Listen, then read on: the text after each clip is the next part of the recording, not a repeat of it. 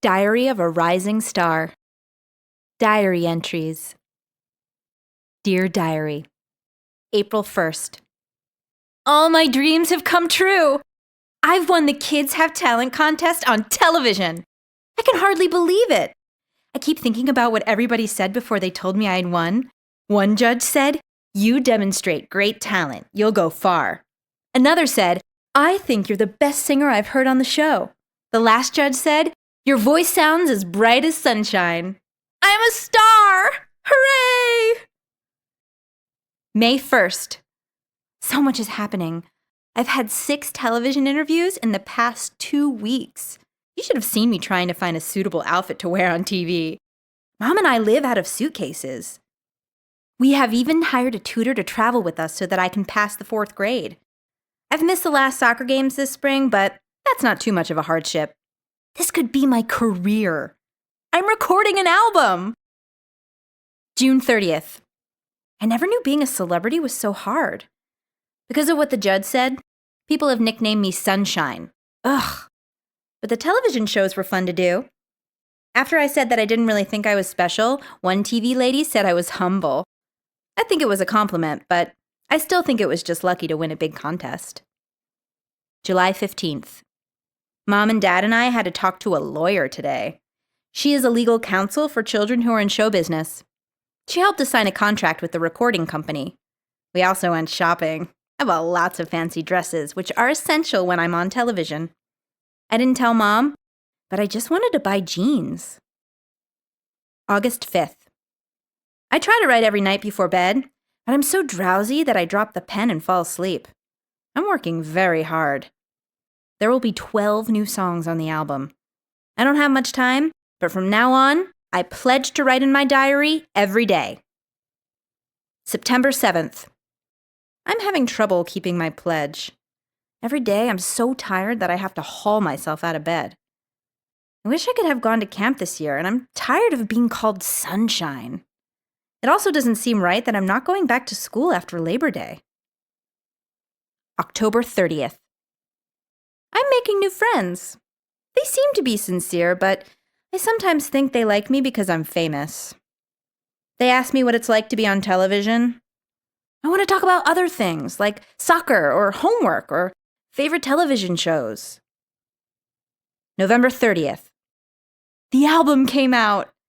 It's called Sunshine, a name I'm really tired of hearing. Will people stampede to the stores because they can't wait to get their hands on it? Just kidding. But seriously, we'll see how well it does soon. December 5th. The album is a hit, and I've made a decision. I've decided to give up show business for now. I miss my friends. I miss soccer.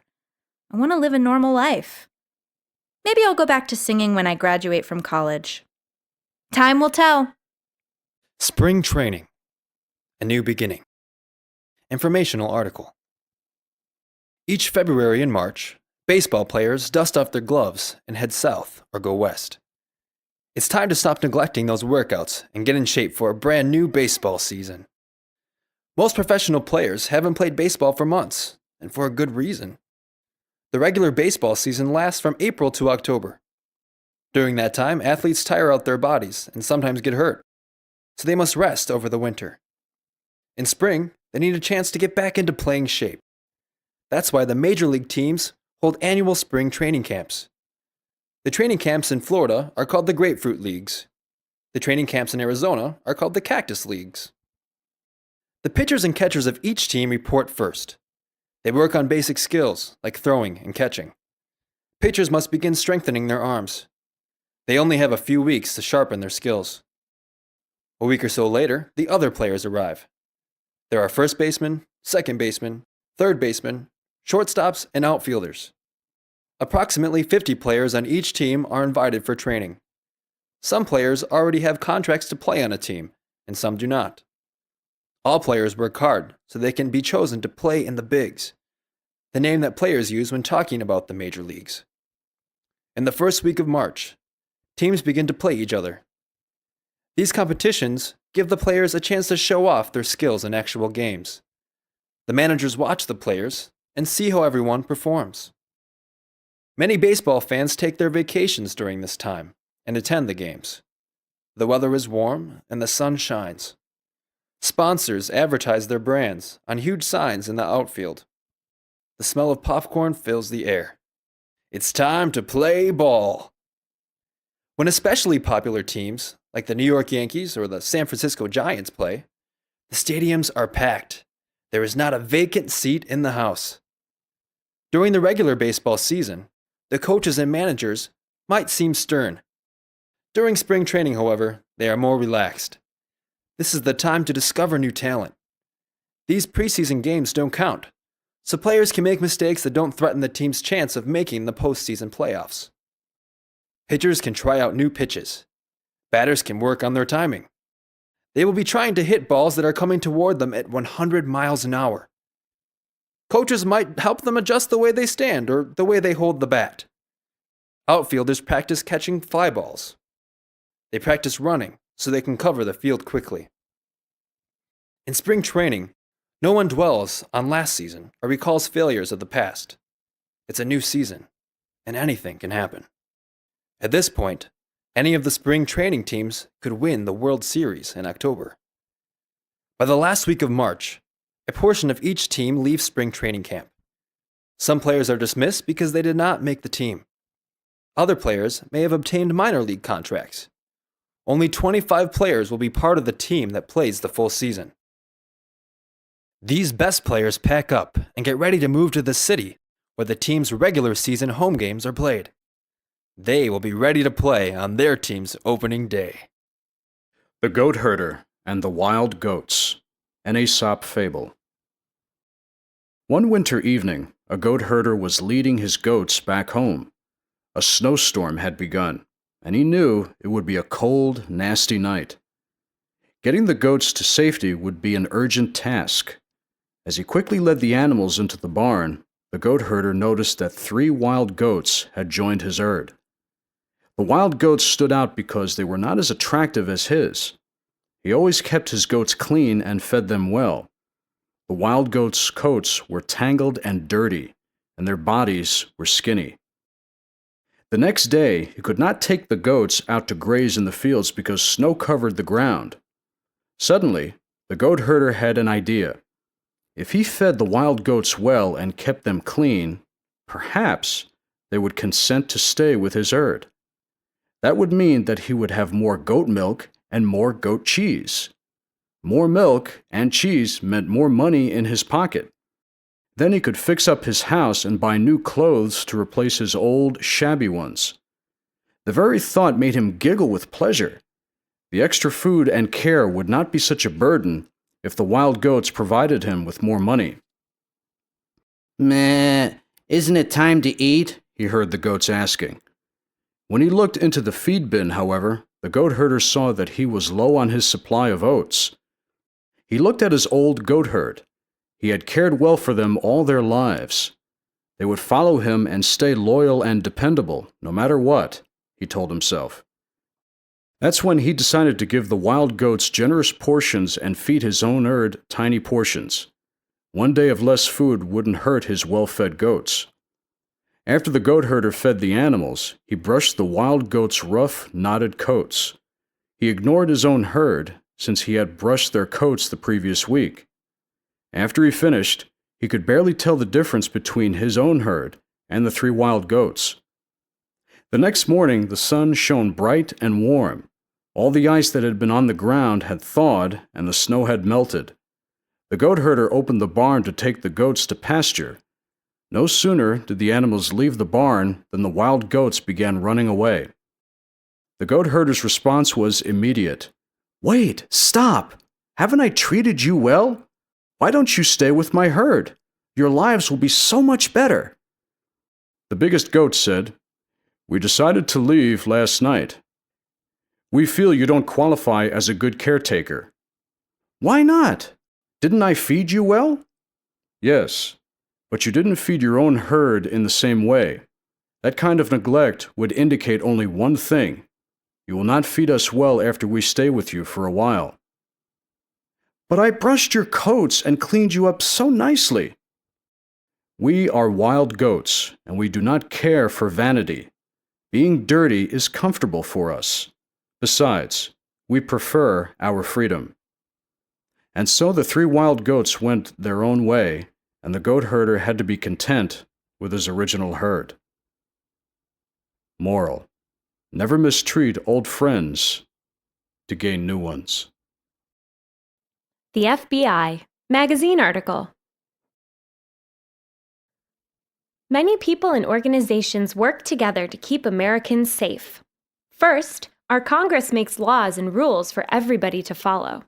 Then, some people work to make sure that these laws are obeyed. One agency that performs this policing role is called the Federal Bureau of Investigation, FBI. The FBI's story began in 1908. The FBI was first called the Bureau of Investigation, BOI.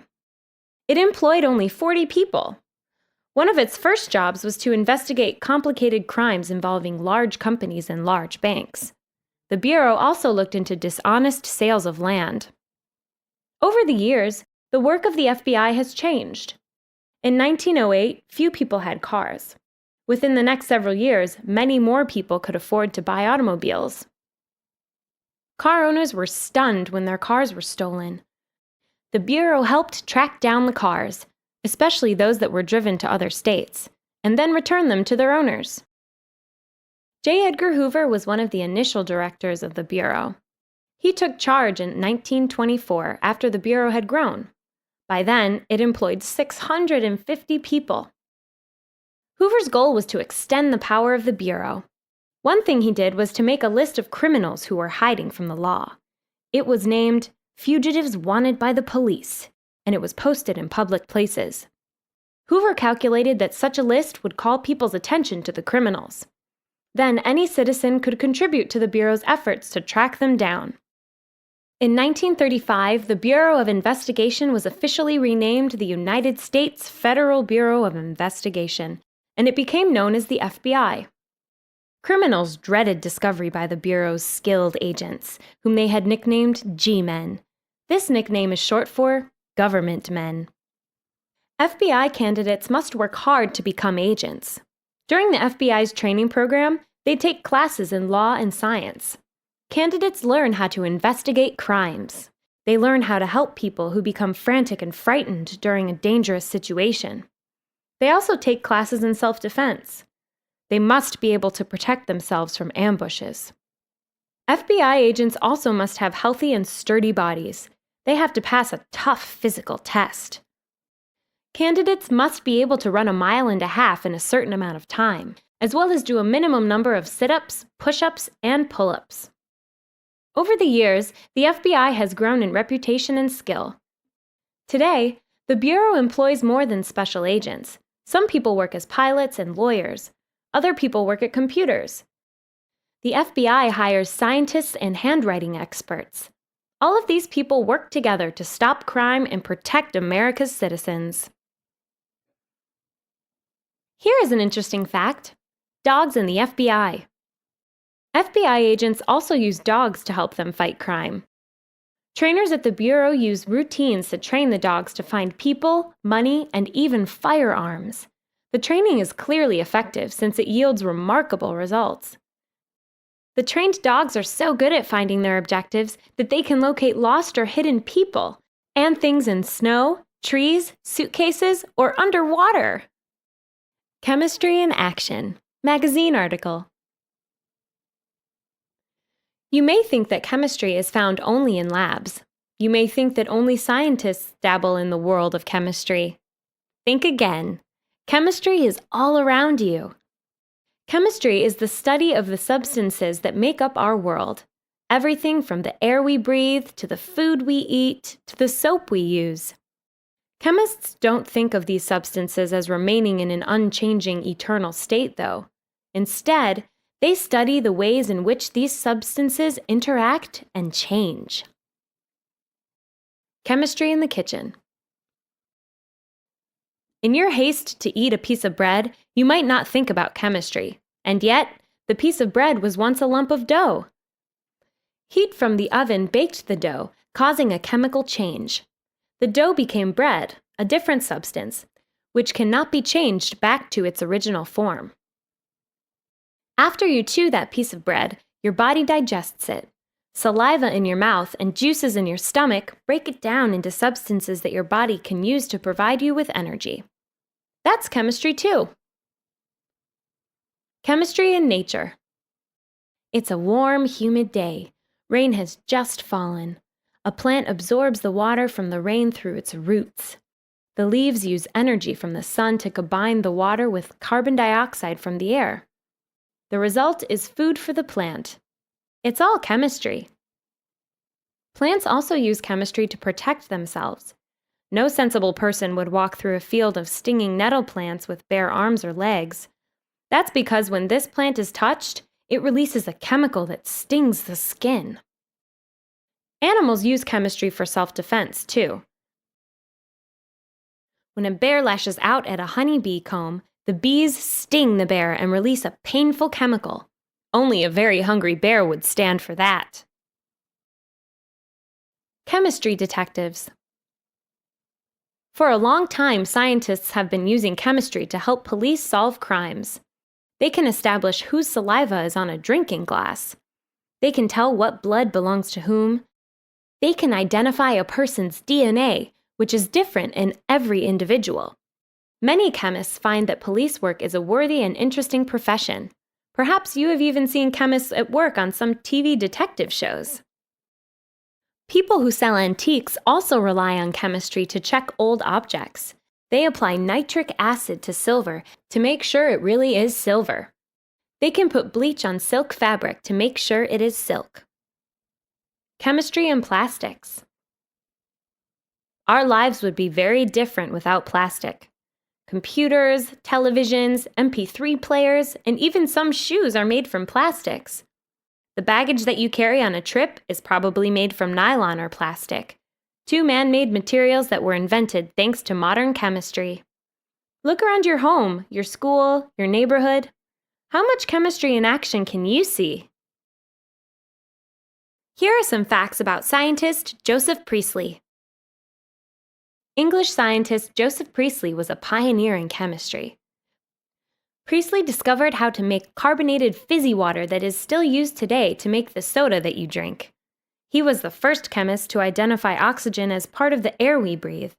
Priestley was also the first scientist to figure out photosynthesis, the process by which plants make food.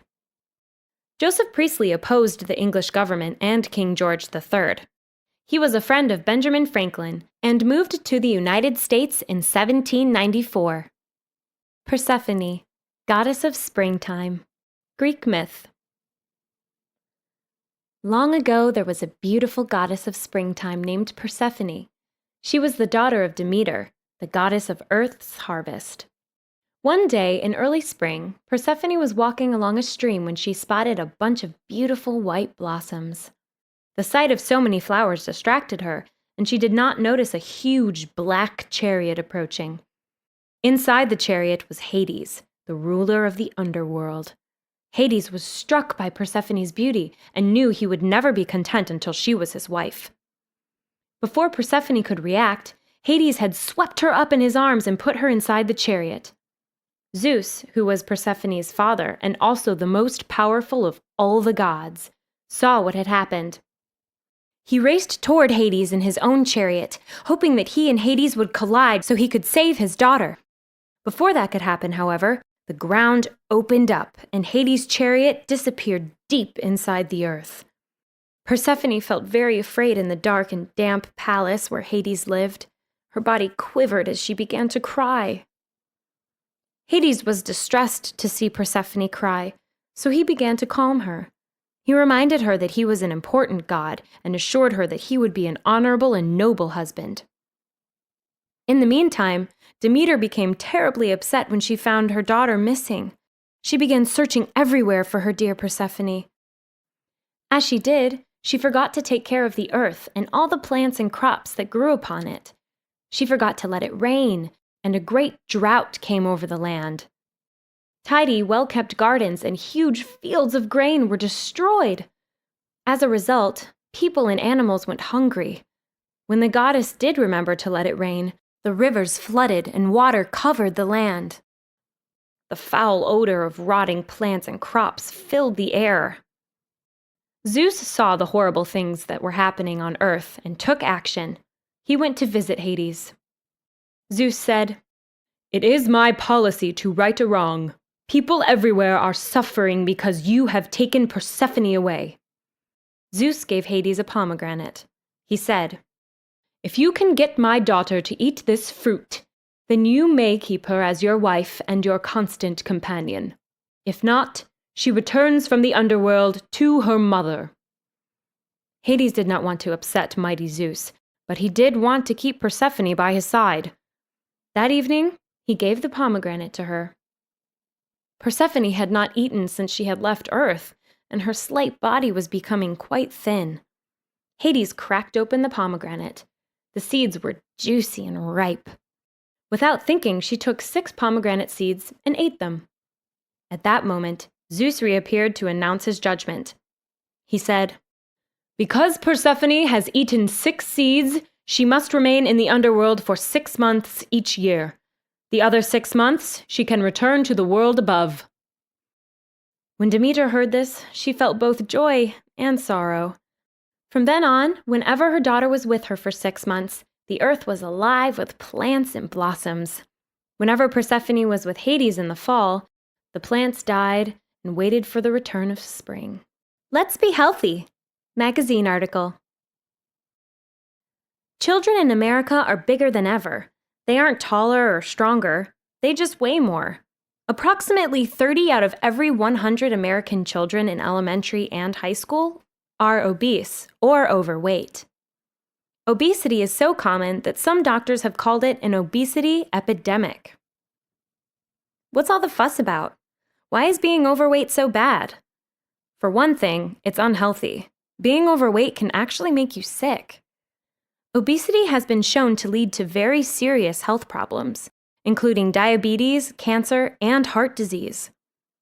Doctors warn that if obesity in children continues, a national health disaster could follow. Only when the idea of making lifestyle changes penetrates the minds of young people, these doctors say, will children create healthier lives for themselves. How can you keep a healthful weight? It's really not hard. Just think of this formula: diet and exercise. Diet. When you eat a healthful diet, you eat foods that help your body stay strong and full of energy. The foods have nutritional value instead of empty calories. Empty calories are calories from foods that are high in energy but low in nutrients, such as vitamins, minerals, and fiber. The staples of a healthful diet are fruits and vegetables, grains, milk, meat, fish, and beans. For a healthy snack, grab an apple, which is a fruit, and leave the oily potato chips behind. Eat carrots, a vegetable, instead of sugary treats. To get even more vegetables, think green. Dark green vegetables are always a good choice. Vegetables such as broccoli and spinach give you the vitamins you need to feel your best. If you eat out, say no to French fries and have a salad instead. Put veggies instead of fatty sausage on pizza. Exercise. Exercise not only helps keep your weight down, it also makes you feel great. So if you're feeling bored, reach for a soccer ball, not a cookie. Turn off the television, go outside and run around, romp with a dog, or play tag with friends. Unfortunately, some people make only feeble attempts at exercising. They might think that walking home from school or just being outside on the playground is enough. Don't let that be you. Jump rope or ride a bike. Every child needs at least 60 minutes of exercise each day. Do you want to make better grades? It has been proven that exercising before a test relaxes the body and mind. After exercising, you will feel more alert. If your mind is sharper, your answers will be more accurate. That has to be a good thing. When you are considering what you can do to prevent obesity, think diet and exercise. If any of these suggestions change your habits, then you're on your way to a healthier lifestyle and a healthier body. Here's something to think about. Do we inherit obesity? Do you believe that a skinny person inherits a skinny gene? Think again. Take a look at photographs of your ancestors or the early settlers of this country. Few people then were obese because they worked hard and were on their feet all day.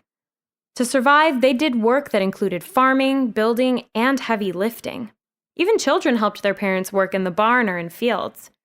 You may not envy their lifestyle, but helping with chores is a lot healthier than sitting in front of a TV or computer screen all afternoon. Hiking the Appalachian Trail. Journal article.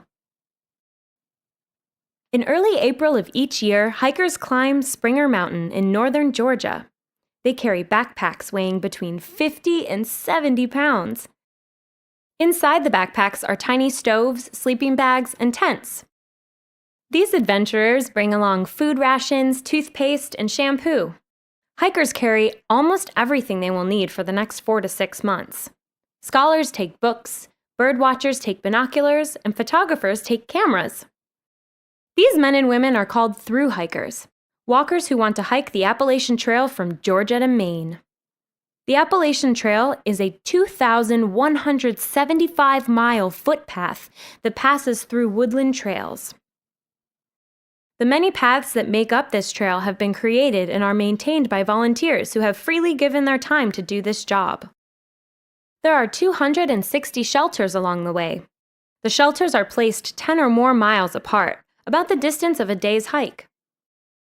During the day, the hikers follow white blazes, streaks painted onto rocks and tree trunks to show the route.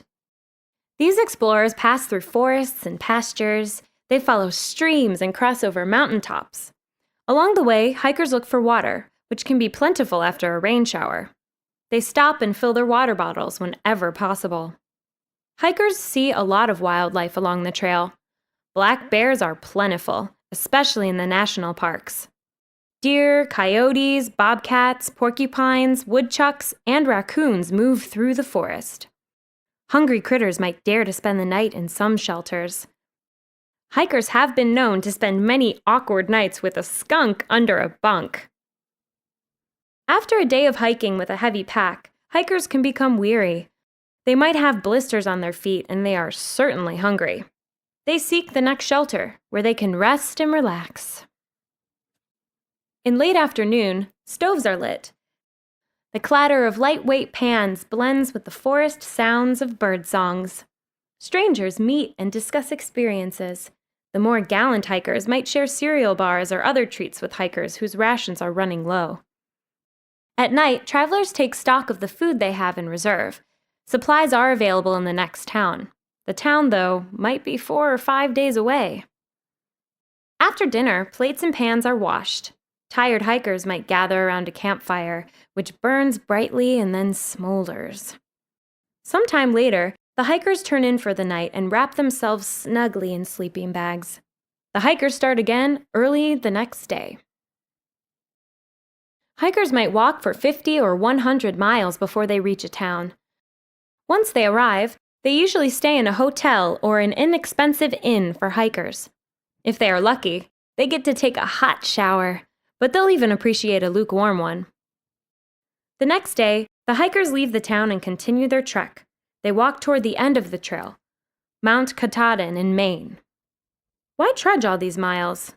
What's the point of enduring hunger, blisters, and soggy boots?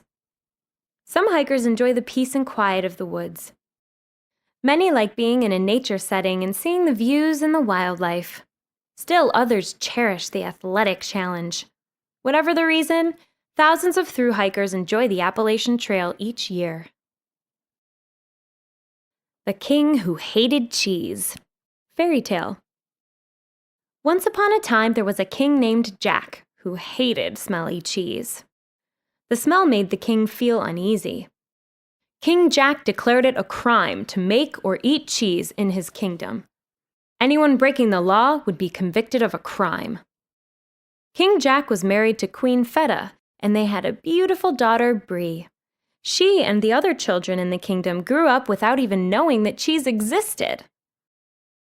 Now, King Jack had been arguing with the monarch who ruled a nearby kingdom. Both kings laid claim to a mountain that stood between their lands. They both had strong feelings about the issue and grumbled about it constantly. Finally, the two kings met to discuss the problem. To their surprise, they found they liked one another. They became good friends and agreed to sign a treaty that would solve the problem. The treaty said that the mountain belonged to both kingdoms.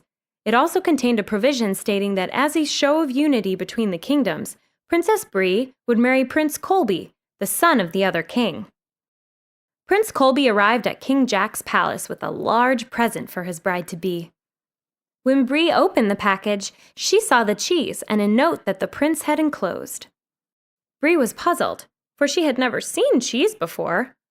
"Stop!" King Jack said. "Don't touch it!" Then he pointed at Prince Colby. "You have broken one of my laws. No cheese allowed! Guards, take him to the dungeon!" In the meantime, Princess Bree had no idea of the problem and had taken a huge bite of the cheese. "Yummy!" she said in earnest. Then she turned to her father and said, "All my life you have loved and nourished me. Why have you not let me eat this delicious cheese?" The king was horrified. Now Princess Bree would have to be disciplined as well. So he sent his only daughter to the dungeon. But as Bree was leaving, the queen also ate a slice of cheese. The king's advisors, the cooks, and the servants all took a taste too. Before long, everyone ended up in the dungeon. At that point, only King Jack remained in the palace. He looked at the big piece of cheese. By now, its edges were all jagged and uneven. It was quiet in the palace, and King Jack could think freely. He stared at the cheese. It was not a quick action, rather, it was very gradual. He moved his hand closer and closer to the cheese and pinched off a small piece. He sniffed it and decided it was not smelly. Then he put it in his mouth. He murmured. "This is delicious." He ran to the dungeon and freed everyone. He declared a grand feast for the wedding and asked the prince if more cheese could be sent for immediately. The wedding was held the very next day. Of course, Princess Bree and Prince Colby lived happily ever after. New cheeses were made and named after the king and queen. So the next time you eat a piece of Brie, Colby, Jack, or feta cheese, you can think of this story. Return of the Wolves. Magazine article. To young children reading fairy tales, wolves are villains. These animals cause terrible distress for Little Red Riding Hood and other children who take shortcuts through the woods to avoid being tardy. They also eat up grandmothers and frighten little pigs. Many adults fear wolves too. For years, the animals have been hunted and killed for a variety of reasons. Ranchers killed wolves to protect their cattle. Other people shot wolves because they thought wolves were evil and unfit for life on Earth. Still, others hunted them for fun and would often go on hunting sprees. By the early 1900s, there were few wolves left in America. By 1930, there was not a wolf left in Yellowstone National Park. Very few survived in other parts of the United States. When all of the wolves disappeared from Yellowstone National Park, large herds of elk lost their only enemy. The big moose-like creatures could sift through shrubs with berries, and also through willow and aspen trees, and eat without fear. As a result, many plants and trees vanished from the park. Many birds and insects vanished too, because they depended on the plants and trees for their homes and for food. In the late 1900s, the United States Fish and Wildlife Service decided to bring back the wolf. In 1995, wildlife biologists traveled to Canada to trap wolves. Then they proceeded to bring the wolves back to Yellowstone National Park. The animals would be protected there. They could dwell safely in the park. 31 wolves were registered and fitted with radio collars that kept track of their movements. As each year went by, there were more and more wolves. What happened after the wolves returned to the park? The results were outstanding. The wolves hunted elk, and this meant that there were now fewer of the big hoofed animals to eat plants within the park. As a result, trees and shrubs grew back. Birds and insects returned. Today, wolves are considered threatened. This means they could disappear unless humans continue to protect them. One of the biggest steps we can take toward that goal is to understand wolves rather than fear them. Here are some interesting facts about wolf families. Wolves live together in groups called packs. A pack is made up of 2 or more adults and several young wolves, which are called pups. Wolves live in a den.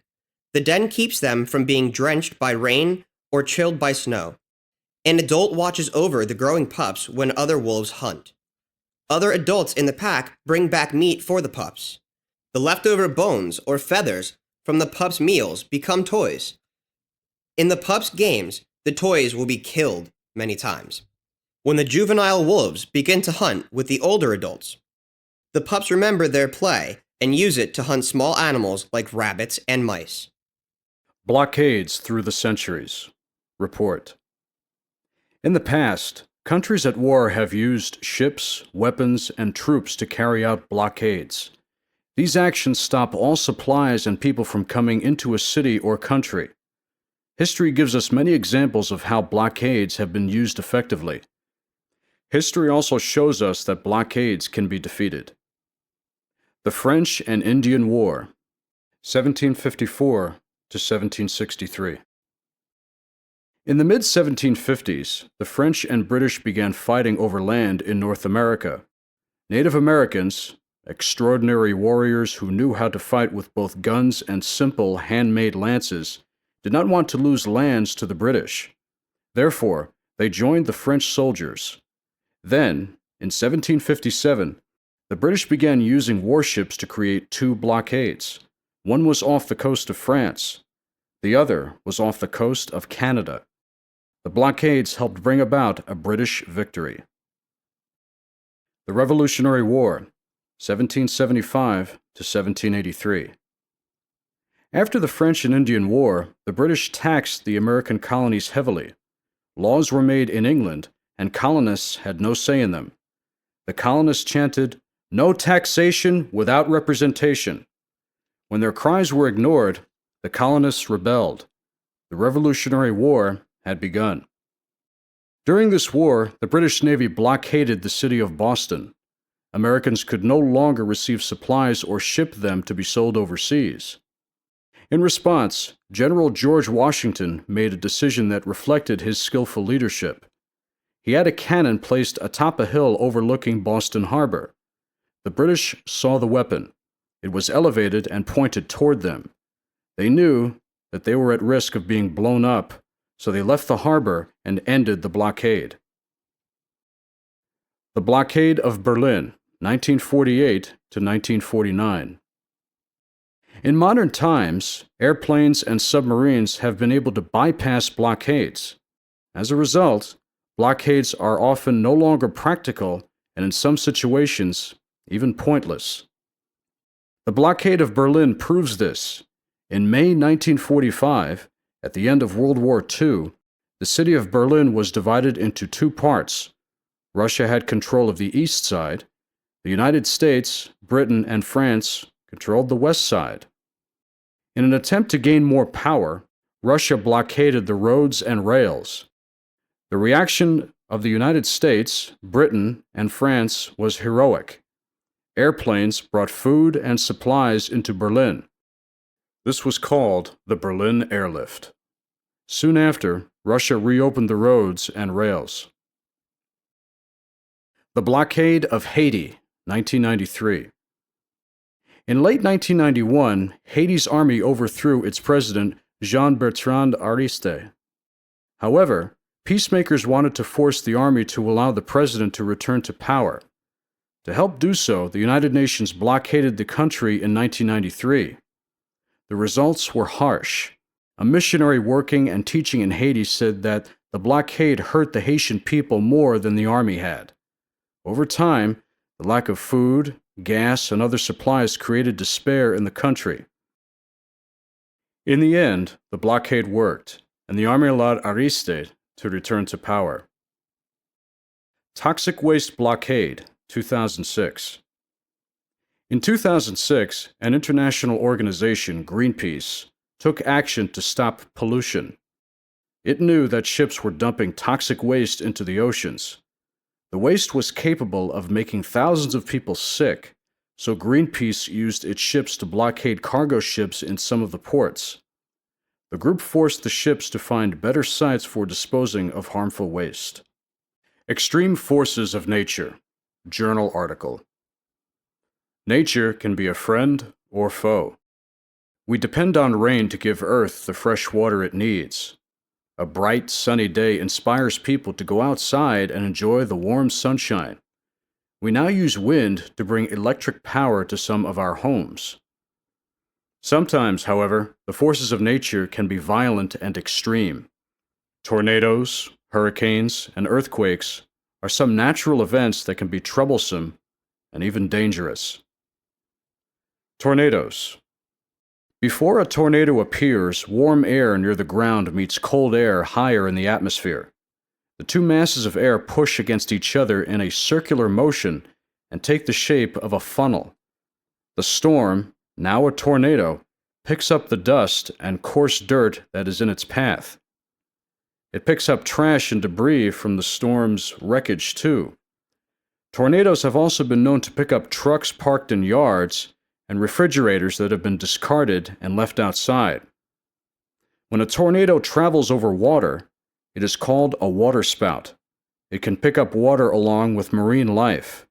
Fish, frogs, and toads have been carried hundreds of miles and then dropped back to land. Hurricanes. A hurricane is a storm that brings extremely powerful winds and heavy pounding rain. Conditions must be right in order for a hurricane to form. Hurricanes form over warm ocean waters, and the water must have a temperature of at least 81 degrees Fahrenheit. The warmer the ocean water, the faster the winds. The fast-moving winds magnify a storm's power. Once wind speeds reach 75 miles per hour, the storm is called a hurricane. When a hurricane moves over land or cold ocean water, however, it slows down and weakens. Earthquakes. An earthquake is a frightening event. Earth's surface is made up of several huge plates of rock. These plates move over a layer of melted rock. Sometimes, the plates in one area grind against each other. This action causes Earth's surface in that area to quake and split apart. Buildings on top of the ground can fall. People can be hurt or trapped underneath debris. In 2009, Haiti experienced an enormous earthquake. News teams rushed to the scene so that people all over the world could grasp how horrible the destruction had been. Here are some interesting people. Storm chasers. To most people, tornadoes are scary events that can make their hair bristle. Not so for storm chasers. These people follow weather reports so they can be on site for extreme weather events. Some storm chasers sell photographs of tornado funnels. Imagine setting up a camera to focus the lens while a tornado is racing toward you. The United Nations. Textbook entry. In 1918, the world was recovering from World War I. It was a horrible war that led to the death of approximately 8.5 million people. Many millions more were wounded. People began thinking of ways to prevent future wars. Their goal was to have citizens from all over the world work together to maintain peace. Why did countries have to mistrust one another? Would it be that peculiar for them to talk to settle their differences instead? What began as an abstract idea became reality. In 1920, 41 countries formed the League of Nations. Countries came together and discussed peacemaking. However, not everyone wanted to avoid war. After World War I, Germany began manufacturing weapons and other equipment for fighting. Adolf Hitler came into power. In 1939, Germany invaded Poland and then overthrew the government in Austria. Italy invaded Ethiopia and Albania. Japan fought in China and Manchuria. Germany, Italy, and Japan eventually came together and called themselves the Axis powers. World War II had begun. The League of Nations' attempt to work for peace was a noticeable failure. At this point, living in peace seemed like an unrealistic idea. In 1941, the United States, the Soviet Union, Great Britain, China, and France joined together to become allies. These countries called themselves the Allied Powers and battled Italy, Japan, and Germany. It was a hard-fought war which ended in 1945.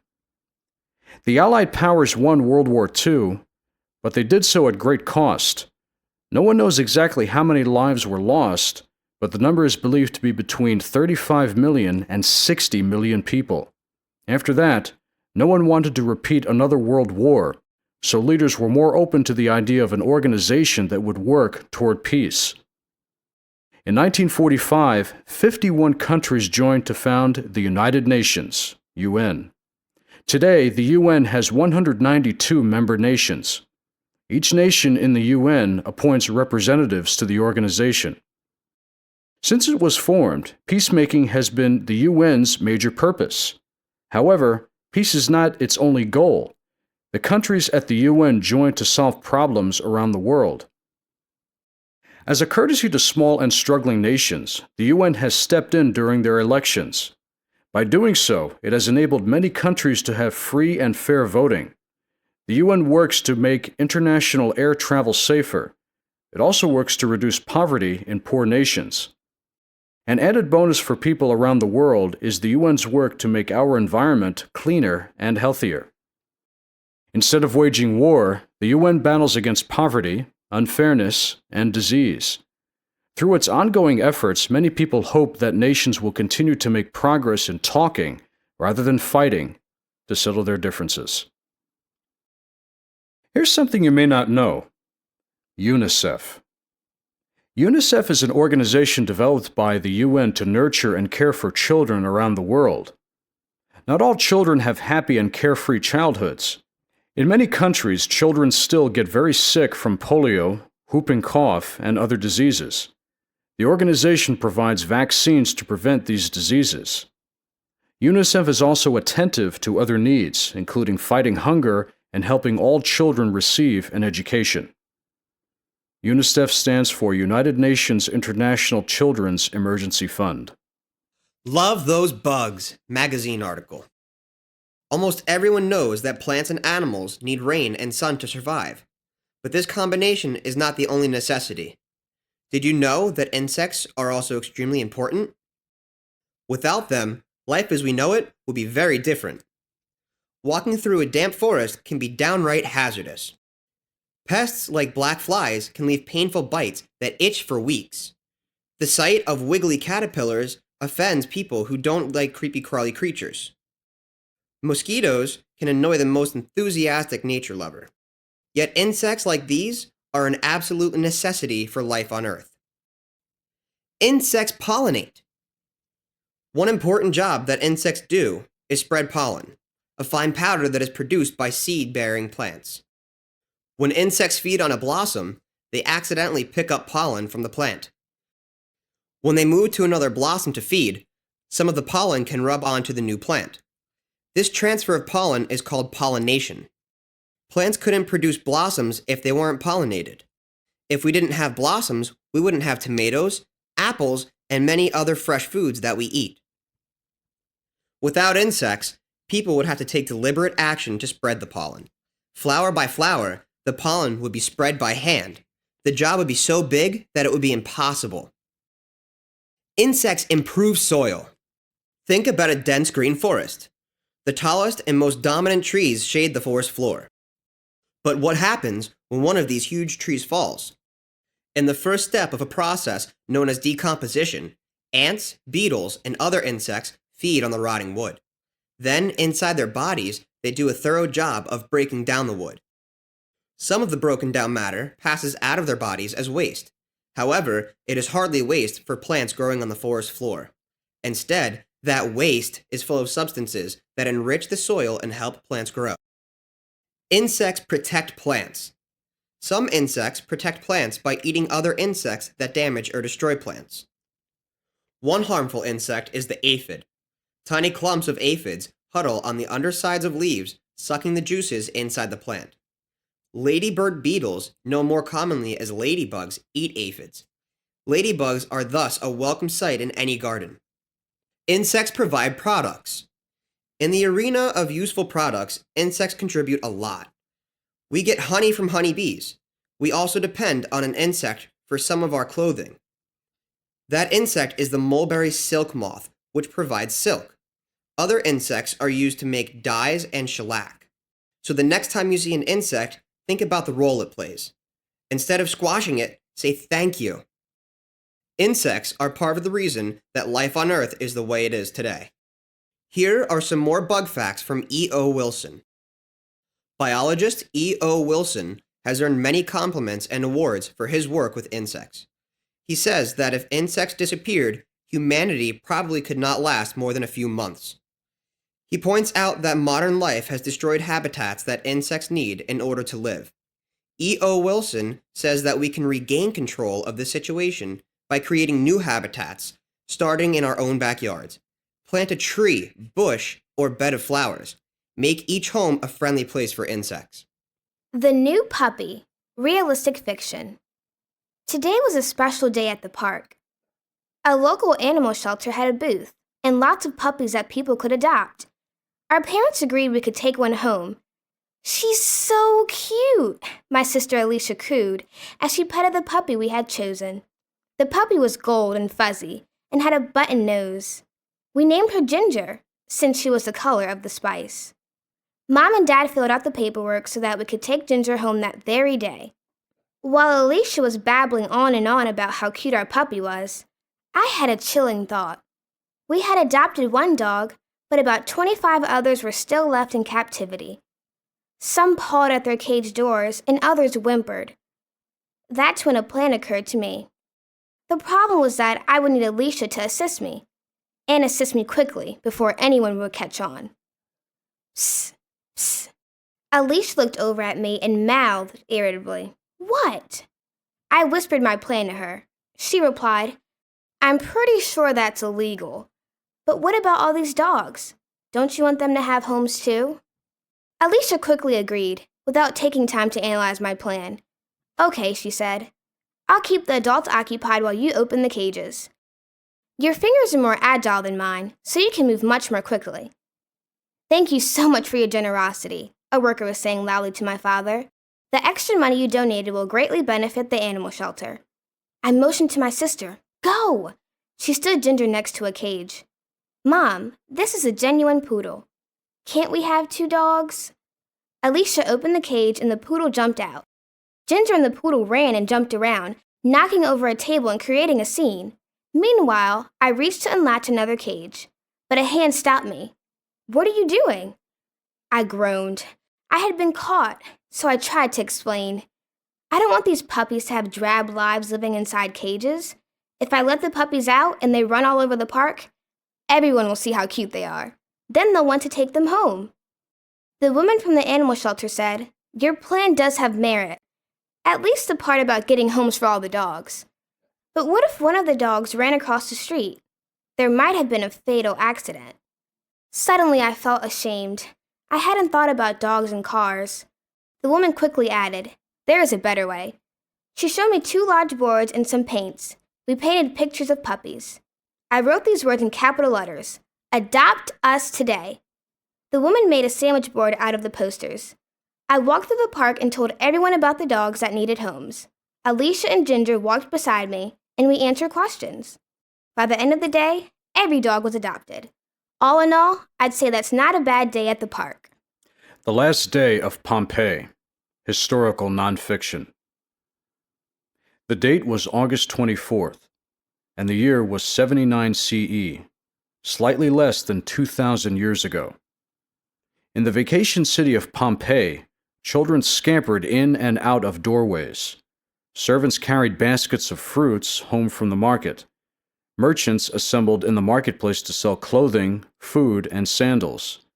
Meanwhile, Mount Vesuvius towered over the city.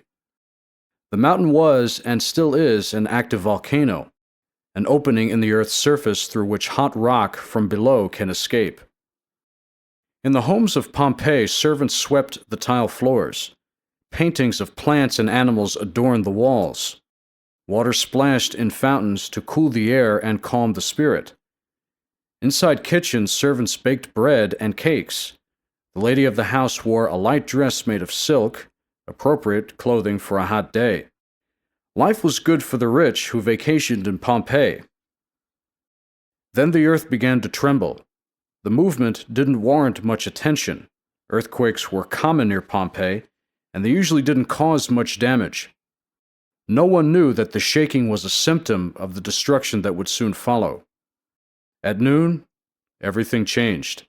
The people heard a roar from the east. They rushed out of their homes and looked into the sky at a huge cloud of fire. Mount Vesuvius was erupting. And then the sky became as dark as night. A writer named Pliny wrote about what happened during the event. His uncle had sailed to rescue people in a nearby town. However, once he got there, the boat was held hostage, not by enemies, but rather by the wind and huge waves. His uncle calmed the people around him and took a nap after lunch to prove he wasn't afraid. When he awoke, the volcano was shooting out huge amounts of rock and ash. His uncle rushed to the beach, but he was frail and collapsed there. Like many others, he was unable to escape. Pliny and his mother escaped early on a road out of town. They knew that a panicked crowd on a rampage could knock them down and run over them. Mount Vesuvius continued to erupt. A rain of rock and ash from the volcano fell onto the city. A landslide of mud moved downward, burying everything in its path. However, the people of Pompeii didn't perish from the mud in the landslide. Instead, the hot gases, over 900 degrees Fahrenheit, that came out of the volcano took the lives of most of them. By the time the eruption was over, 30 feet of ash covered the city. Pompeii was soon forgotten. People later read Pliny's tale of the city's colossal destruction, but no one knew where Pompeii was located. During the 1700s, part of Pompeii was uncovered. Scientists and engineers oversaw the digging and recovery of the city. The work went on for more than 100 years, and the methods the workers used for preserving and restoring the city were highly effective. Today, visitors can again walk the streets of Pompeii. They can see pictures on walls and grand columns of buildings. They can visit bakeries, a marketplace, and restaurants. They can even walk inside grand homes and imagine what life was like so very long ago before Mount Vesuvius erupted. Odysseus and the Trojan horse. Greek myth. For 10 years, the Greeks and the Trojans, who were from the city of Troy, had been at war with each other. The war began because a Trojan prince named Paris had stolen away Helen, wife of the Greek king Menelaus. Many times the Greeks had tried to get past the Trojan army and enter Troy. However, they failed with each try. Getting into Troy was especially difficult because a mighty wall had been constructed around the city to protect it. To the Greeks, the truth of the situation had become quite evident. They would have to find a different way to achieve their goal. Odysseus was a brave warrior on the Greek side, but when the war began, he felt little zest for joining in. He believed that there was no point in fighting a bloody war over Helen, and he declined to help bring her back to Greece. To make sure the Greeks would leave him alone, he pretended that he had lost his mind. He sowed salt with the seeds he was planting in a field. People interpreted his actions as madness. The salt would ruin the land and keep plants from growing. When Menelaus discovered that Odysseus was pretending, he ordered Odysseus to go to Troy. It was Odysseus who at last came up with the plan to win the war. He submitted his scheme to Menelaus, who immediately approved it. In the next few months, the Greeks built a giant hollow wooden horse. The structure was not a crude representation. Instead, it approximated the shape of a real horse and was a stunning work of art. The Greeks placed the horse at the gate of the city of Troy, as if it were a goodbye gift, and then pretended to sail away. Inside the horse's belly, 30 soldiers waited quietly. Meanwhile, the Greek ships hid behind a nearby island. At first, the Trojans did not know how to interpret this gift.